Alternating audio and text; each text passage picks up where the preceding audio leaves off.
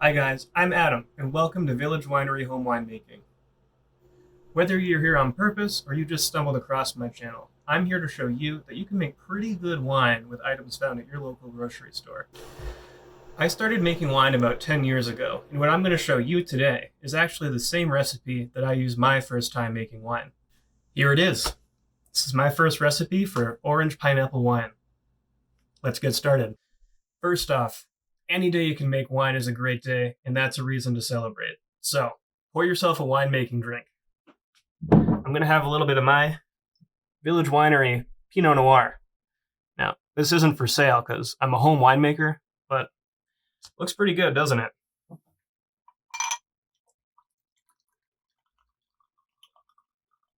Now we're going to gather our ingredients. First thing we'll need is a gallon jug of water.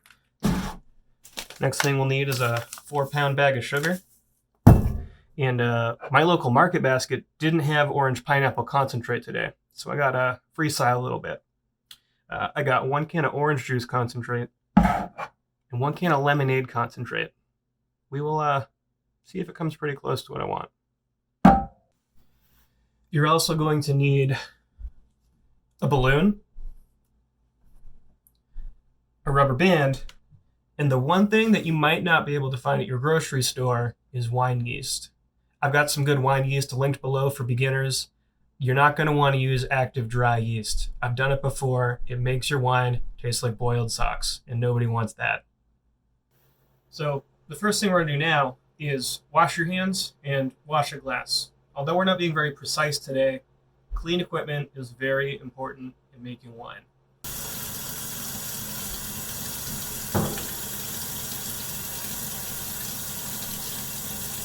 Now, we're going to open that 1-gallon jug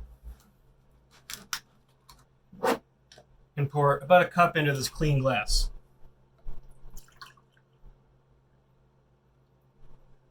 Now, if you bought wine yeast in a packet, go ahead and pour that into your water. If you bought more yeast like I have, pour about a gram or so into your water.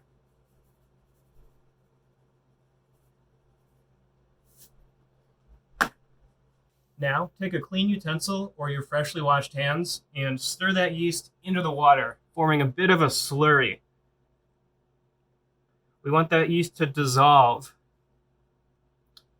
And if you want to use warm water from your tap, make sure it doesn't have chlorine in it. Chlorine is going to kill the yeast. But warm water will get the yeast to dissolve faster. Now put that yeast slurry aside for about half an hour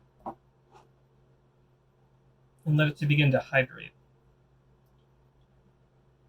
We're going to be fermenting our wine right in this water jug, so we got to make some space for the other ingredients. So we're going to dump all but about half a gallon of water out into another container. We're not going to use that water, but you can drink it, you can water your plants. Just don't waste water, right? So. Now we're going to add our concentrate to the jug. I'm going to use this clean funnel, but if you don't have a funnel on hand, just carefully pour it in.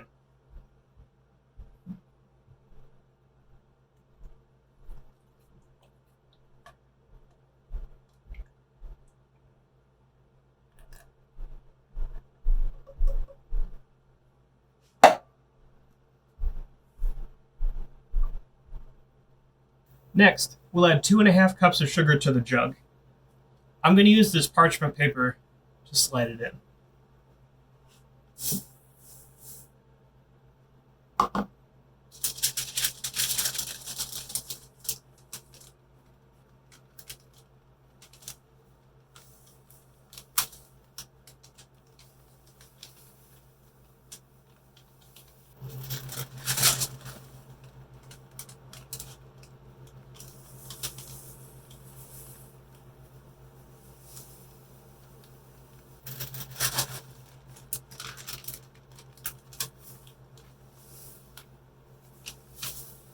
Now we'll put the cover back on and give it a good shake.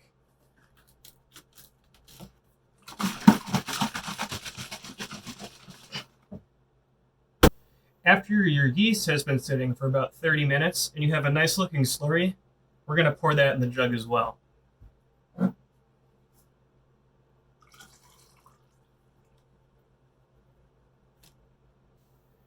During fermentation, the liquid level in your jug is going to rise due to the intense activity of the yeast. So to start, we want the jug to be about 3/4 of the way full. If you're nervous that your liquid level is more than 3/4 of the way full, go ahead and dump a little bit out because I don't want it to overflow on you.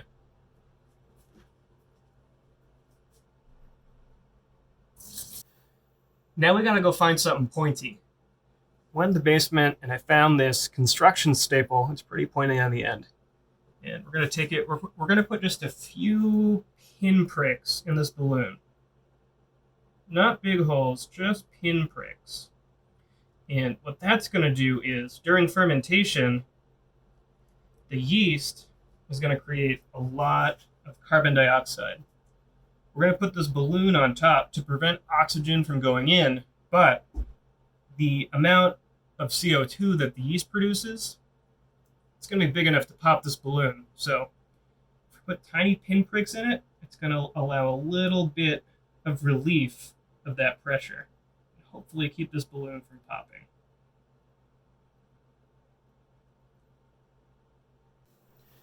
And now we'll secure the balloon in place with the rubber band.